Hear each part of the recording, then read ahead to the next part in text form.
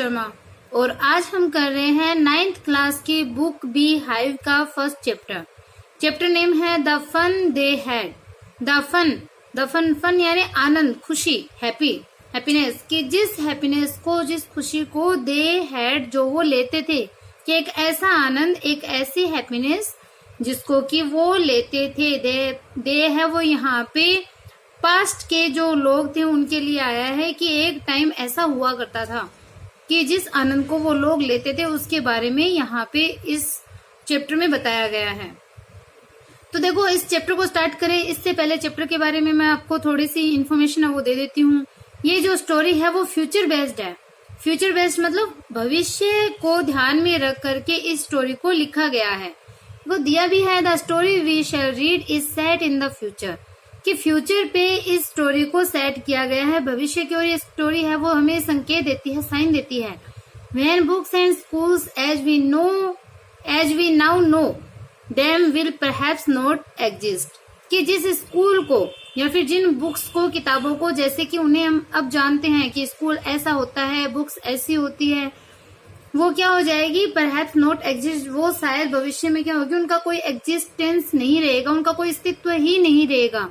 पढ़ाई जैसे कि अब जैसे हो रहा है ऑनलाइन स्टार्ट हो रखी है, तो इसमें क्या होगा, बुक्स नहीं होगी, उसके बाद में फ्यूचर में टीचर है वो टीचर भी नहीं होंगे, टीचर की जगह ले लेगा रोबोट। देखो इसमें जो पिक्चर्स है वो दी हुई है कि इस प्रकार से रोबोट वाला टीचर होगा और इस प्रकार से कंप्यूटर के थ्रू है वो सारी लर्निंग होगी, इस प्रकार से एक रूम होगा, इस पे स्टडी करनी होगी और रोबोट है वो पढ़ाएगा। तो इस प्रकार से जो सारी चीजें हैं वो चलेगी फ्यूचर में, ऐसा इस चैप्टर में बताया गया है। तो इसमें बताया है, चैप्टर को हम स्टार्ट करते हैं। देखो कि जब चैप्टर को हम पढ़ना स्टार्ट करें आपको पता होना चाहिए कि इसमें दो बच्चों की आपस में बातचीत है, उसमें बताया है और फ्यूचर की देखो डेट भी लिखी हुई है।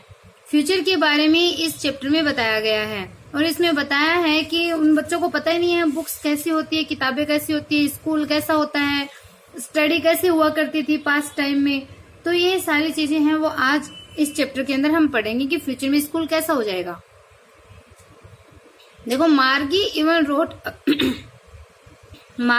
Wrote about it that night in her diary, कि मार्गी इवन रोट अबाउट इट, कि मार्गी है वो अबाउट इट यानी इसके बारे में, रोट होता है लिखना, पास्ट फॉर्म है कि लिखा, दैट नाइट उस रात्रि को, इन हर डायरी अपनी डायरी में, अपनी जो डायरी वो लिखा करती थी उस डायरी के अंदर भी।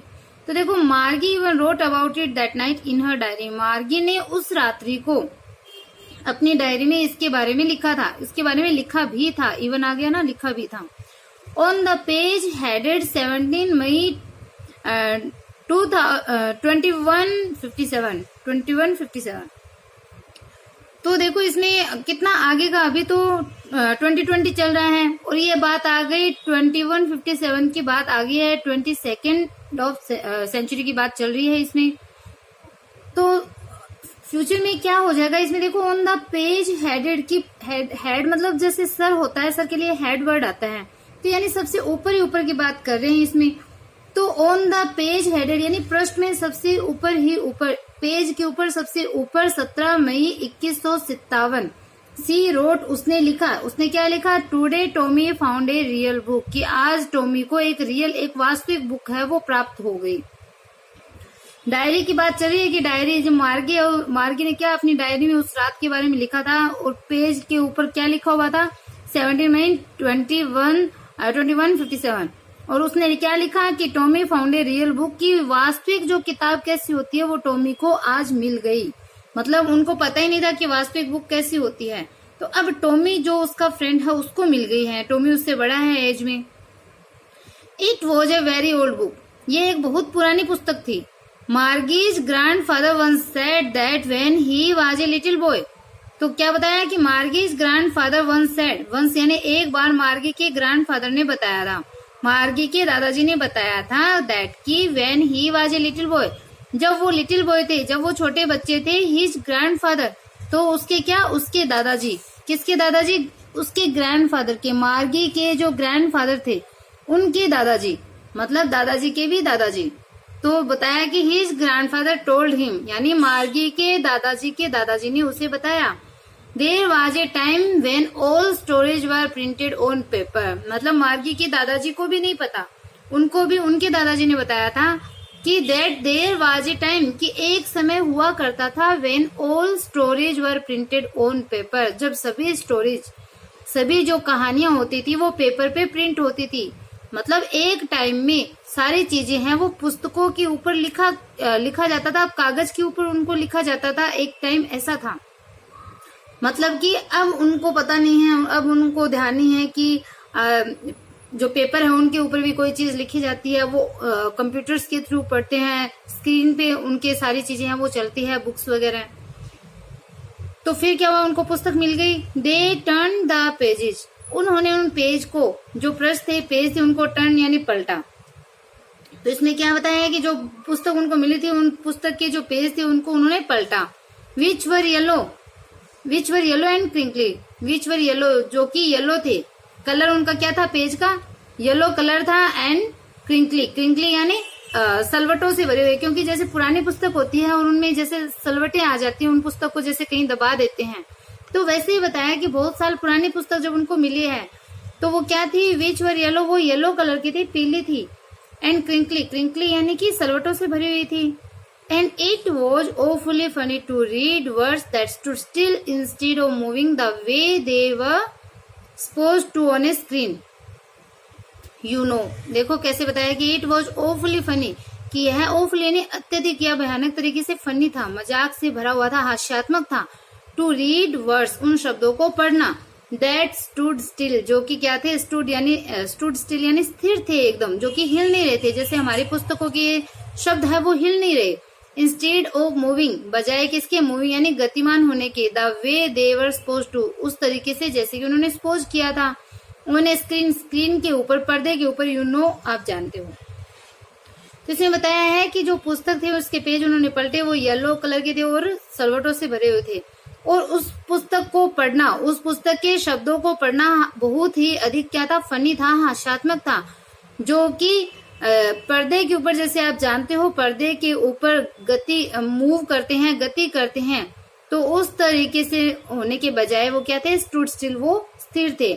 मतलब कि वो बता रहे हैं कि अत्यधिक हास्यास्पद था कि उन शब्दों को पढ़ना जो क्या थे, जो स्थिर थे, बजाय उस तरीके के जो क्या थे, स्थिर थे, स्टूड स्टिल यानी जो कि स्थिर थे, बजाय पर्दे पर जैसे आप जानते हो मूव करते हैं, गतिमान होते हैं, उसके बजाय जो क्या थे, स्टिल थे, एकदम शांत थे, स्थिर थे।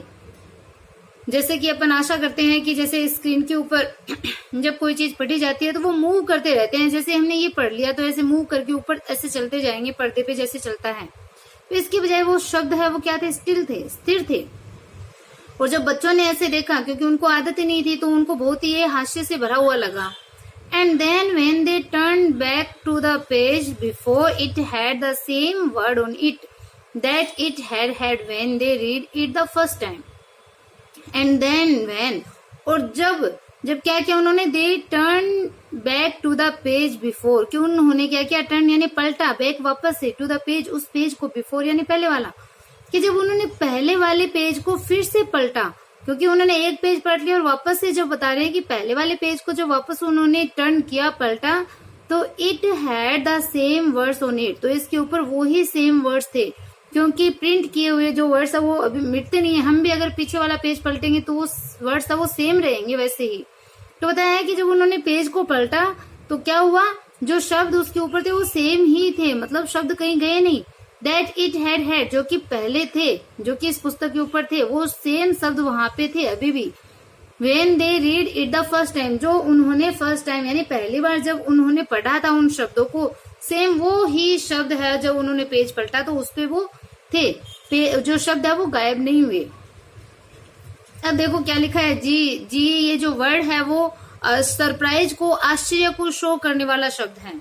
तो देखो, gee said Tommy what a waste, तो उसने बोला कि जी कि आश्चर्य हुआ, सेड टॉमी ने कहा कि जी मतलब कितना आश्चर्य है, व्हाट ए वेस्ट कि कितना वेस्ट है, कितना ये व्यर्थ चीज है, अपव्यय से भरी हुई है। वेस्ट यानी जो फालतू में जैसे खर्च करते हैं अपव्यय होता है, तो वो बोल रहा है कि कितना अपव्यय है, मतलब पेज पे वही शब्द है, गायब नहीं हुए, दूसरे नहीं आए, मतलब ये तो अपव्यय है।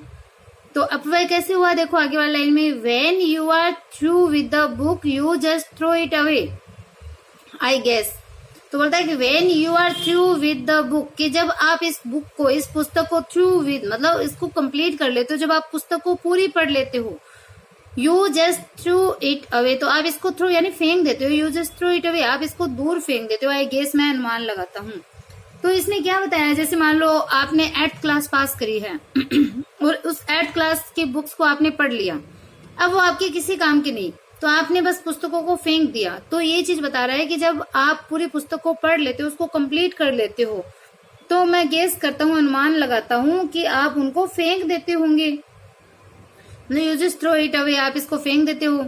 Our television screen must have had a million books on it and it's good for plenty more. देखो कितनी बात बताइए, मतलब उनको बुक्स के बारे में कुछ नॉलेज नहीं है और अपनी जो स्टडी है उसके बारे में वो बता रहे हैं कि आवर टेलीविजन स्क्रीन, कि हमारी जो टेलीविजन स्क्रीन जो है वो must have had a million books, कि उसके अंदर क्या है, मिलियन बुक्स हैं, मतलब लाखों पुस्तकें हैं उसके अंदर।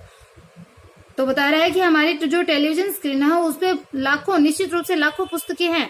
And it's good for plenty more, और इट्स गुड, और यह अच्छा है फॉर प्लेंटी मोर, की प्लेंटी मोर मतलब और अधिक अगर पुस्तकें आएगी, और अधिक के लिए भी ये क्या है, हमारी जो टेलीविजन स्क्रीन है वो गुड है, अच्छी है, मतलब अगर और पुस्तकें भी हमें चाहिएगी, इसमें लाखों पुस्तकें तो ऑलरेडी है, लेकिन अगर और पुस्तकें भी हमें चाहिएगी तो कोई दिक्कत नहीं है, उसके लिए भी अच्छा है, मतलब इसमें भी और पुस्तकें भी आ जाएगी।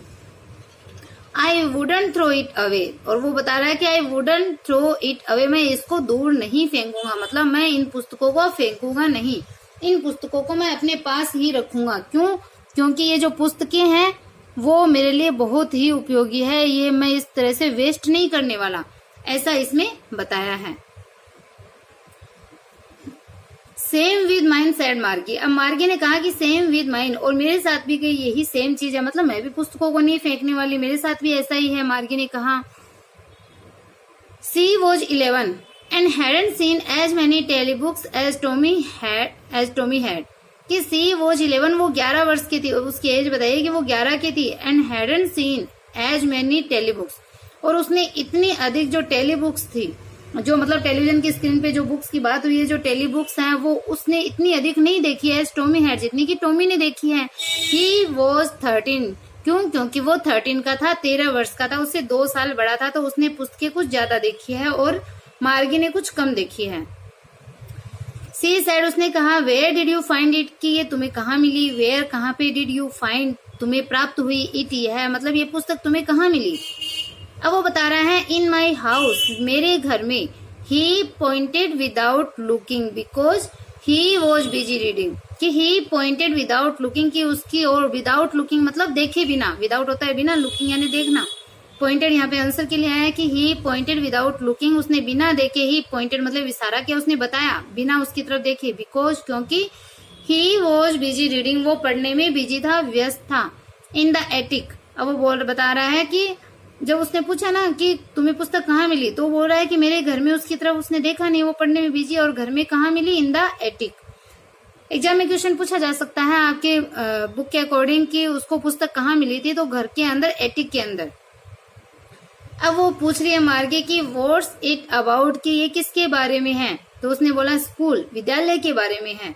जो पुस्तक है, मार्गी ने पूछा कि ये पुस्तक किसके बारे में है, तो उसने आंसर दिया है टॉमी ने कि स्कूल के बारे में है। अब क्या हुआ, मार्गी वॉज स्कॉर्नफुल, स्कॉर्नफुल होता है घृणा से भरना, तो मार्गी वॉज स्कॉर्नफुल, मार्गी है वो स्कॉर्नफुल हो गई थी, घृणा से भर गई थी कि स्कूल, विद्यालय। What's there to write about school, कि what's there to write about school, school के बारे में लिखने वाला क्या है, मतलब विद्यालय के बारे में लिखने वाली क्या बात है। आई हेट स्कूल, मैं स्कूल से घृणा करती हूँ। अब क्यों करती है मार्गी, देखो घृणा क्यों करती है, इसके बारे में भी आएगा। तो मार्गी ऑलवेज हेटेड स्कूल, मार्गी है वो हमेशा से स्कूल से घृणा करती थी, but now see hated it more than ever, but now लेकिन अब सी हेटेड इट मोर, वो और अधिक करती देन एवर, की पहले कभी की बजाय, मतलब पहले से भी ज्यादा अब वो स्कूल से और अधिक घृणा है वो करती है। वो तो हमेशा से करते थे, लेकिन अब और ज्यादा वो करने लग गई। क्यों करने लग गई? The mechanical teacher had been giving her test after test in geography and she had been doing worse and worse until her mother had shaken her head sorrowfully and sent for the county inspector। तो देखो teacher की जगह भी क्या है? Mechanical teacher, यानी robot की बात यहाँ हो रही है। तो बता रही है कि द मैकेनिकल टीचर, कि जो मैकेनिकल टीचर जो था उसका, जो मतलब यांत्रिक जो अध्यापक या फिर जो रोबोट जो था, हैड बीन गिविंग हर, वो उसको दे रहा था क्या? टेस्ट आफ्टर टेस्ट, बार बार मतलब टेस्ट दे रहा था इन ज्योग्राफी के अंदर, भूगोल विषय के अंदर। तो इसमें बताया है कि जो मशीनी जो शिक्षक था उसने भूगोल में उसे क्या, वो टेस्ट पर टेस्ट दिए जा रहा था, उससे बार बार टेस्ट दे रहा था। And she had been doing worse and worse, और वो और अधिक वर्स उसमें कर रही थी, मतलब और अधिक बदतर उसमें वो कर रही थी। वर्स एंड वर्स क्या होता है? बद से बदतर होना। And she had been doing worse and worse, और वो क्या कर रही थी? लगातार बद से बदतर वो कर रही थी, मतलब उसको ज्योग्राफी का टेस्ट है वो नहीं आ रहा था। और टीचर जो था, जो रोबोट टीचर बोल सकते हैं, जो मशीनी टीचर बोल सकते हैं, यांत्रिक टीचर बोल सकते हैं, वो उसको भूगोल में बार बार टेस्ट दे रहा था, टेस्ट पर टेस्ट उसको दे रहा था, और वो बद से बदतर कर रही थी। Until her mother had shaken her head sorrowfully, जब तक कि उसकी मदर ने, उसकी माँ ने अपना सोरोफुल यानी दुख के साथ अपना जो हेड है वो नहीं हिलाया, जब तक कि उसकी माँ ने उदासी में सिर नहीं हिलाया और उस काउंटी इंस्पेक्टर को उसने नहीं बुलाया, तब तक वो बद से बदतर है वो कर रही थी अपना भूगोल का टेस्ट। तो इससे वो मार्गी है वो और अधिक घृणा कर रही थी स्कूल से। तो देखो इसमें बता दिया कि स्कूल उनके होते नहीं थे बच्चों के, उनको एक रूम में बस स्क्रीन पे पढ़ाया जाता था, टीचर की जगह रोबोट होता था। और अब उसकी मदर ने क्या किया, उससे वो टेस्ट ले रहा है, वो टेस्ट बुरा कर रही है, मतलब उसका कुछ जो रोबोट था उसका कोई सिस्टम है वो खराब हो गया। अब उसको नहीं पता कि 10 साल की 11 साल की बच्चे उसको कैसे पढ़ाना है। तो उसने क्या किया, उसकी मदर को ऐसे दुख के साथ उसने अपना सर हिलाया, क्योंकि उसको ठीक करना नहीं आता। और उसने काउंटी इंस्पेक्टर को बुलाया, मतलब उसकी जांच करने के लिए उसने बुलाया, उस मैकेनिकल टीचर की जांच करने के लिए उसने उस काउंटी इंस्पेक्टर को बुलाया। अब वो कैसा था? He was a round little man with a red face and a whole box of tools with dials and wires. कि he was a round little man, round यानी गोल मटोल की बात हो रही है। लाल मुख वाला, लाल चेहरे के साथ एक छोटा सा गोल मटोल आदमी, वो था county inspector. And a whole box of tools यानी औजारों का एक पूरा बक्सा, विद डायस एंड वायर्स, कि डायस और वायर्स के साथ, डायस और तारों के साथ में औजारों का, टूल्स का जो पूरा बक्सा है वो उसके साथ में था, मतलब वो अपना पूरा बक्सा है वो उसको ठीक करने के लिए लेके आया था। He smiled at Margie and gave her an apple, then took the teacher apart. He smiled at Margie, कि वो मार्गी की तरफ मुस्कुराया, उसने स्माइल किया, and gave her an apple, और उसको एक एप्पल दिया। Then फिर took the teacher apart, और उस टीचर को अपार्ट कर दिया, अलग कर दिया, मतलब उसके पुर्जे खोल दिए। Margie had hoped he wouldn't know how to put it together again, but he knew how all right, and after an hour or so, there it was again, large and black and ugly, with a big screen on which all the lessons were shown and the questions were asked. Margie had hoped, मार्गी ने hope करी थी, मार्गी ने ऐसी आशा करी थी कि he wouldn't know how to put it together again, कि he wouldn't know, वो नहीं जानता होगा, how to put it together again, कि इसको दोबारा से कैसे जोड़ना है, इसको सही कैसे करना है, मतलब उस मैकेनिकल जो टीचर था, जो रोबोट था, उसको वापस से सही कैसे करना है वो नहीं जानता होगा, ऐसा मार्गी ने सोचा था, ऐसी उसने आशा करी थी कि उसको इसे जोड़ना ही नहीं आएगा इस मैकेनिकल टीचर को, और अब ये टीचर है वो चला जाएगा। But he knew how all right, but he new, लेकिन वो जानता था कि हाउ ऑल राइट कैसे ठीक किया जाएगा, मतलब उस टीचर को ठीक करना वो बहुत अच्छे से जानता था। एंड आफ्टर एन आवर, और 1 घंटे के बाद में, और उसके मतलब 1 घंटे के पश्चात वो पुनः वहां पे, देर इट वॉज अगेन, वो वहां पे दोबारा से था, मतलब उसको जोड़ दिया था उस टीचर को, मैकेनिकल टीचर को, क्योंकि उसके पुर्जे अलग करके उसमें जो भी डिफॉल्ट था उसको उसने ठीक किया और वापस उसको 1 घंटे में पूरा जोड़ के उसको वहां वापस खड़ा कर दिया। लार्ज एंड ब्लैक एंड अगली, लंबा सा, लार्ज यानी बड़ा, लंबा, काला सा और भद्दा सा, with a big screen on which all the lessons were shown. With a big screen, एक बड़ी स्क्रीन के साथ में, मतलब उस रोबोट के ऊपर ही वो स्क्रीन भी थी जिसके ऊपर वो सारे जो लेसन थे, जो सारे पार्ट थे जो उसको दिखाए जाते थे, उस स्क्रीन के साथ में लंबा सा, काला सा और भद्दा सा वो वापस से वहां पे खड़ा था। And the questions were asked, और जिससे वो क्वेश्चन पूछा करता था, प्रश्न पूछे गए थे उस स्क्रीन के साथ में। मतलब वो एक रोबोट था, जैसे रोबोट होता है वैसे एक रोबोट था, और उसके ऊपर एक स्क्रीन भी थी, और उस स्क्रीन के ऊपर सारे लेसन और सारे क्वेश्चन है वो पूछा करता था। तो अब बता रहा है कि वो वापस से वैसे ही वहां पे खड़ा हो गया, 1 घंटे में उसको ठीक कर दिया था उस काउंटी इंस्पेक्टर ने। अब बताया दैट वॉजंट सो बैड, कि वो इतना बैड नहीं था, इतना बुरा नहीं था।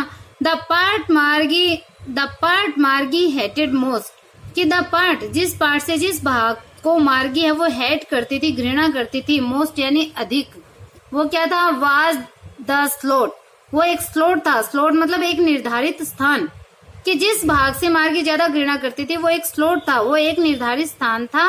Where she had to put homework and test paper, कि जहाँ पे, वेयर यानी जहाँ पे, सी हैड टू पुट, जहाँ पे उसको सी हैड टू पुट यानी रखना होता था होमवर्क एंड टेस्ट पेपर, जहाँ उसको होमवर्क और टेस्ट पेपर रखने होते थे, उस स्लॉट से, उस निर्धारित स्थान से उसको घृणा थी।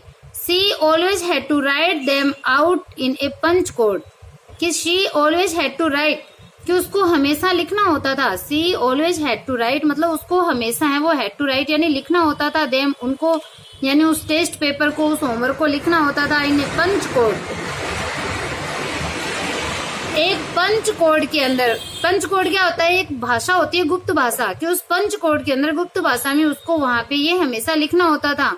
They made her learn When she was 6 years old, they made her learn, जो उसको सिखाए गए थे, जब वो 6 साल की थी तब उसको सिखाए गए थे।